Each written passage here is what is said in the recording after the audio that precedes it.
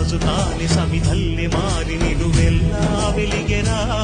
భోగాన్ని విడిచి త్యాగాన్ని వలచి తాపసిగా నిలిచెరా. జనక్షేమమే తన సంకల్పముగా, తన ఊపిరి హోమజ్వాలలుగా, స్వర్గాన్నే శాసించెనురా, అమృతమును ఆహ్వానించెనురా.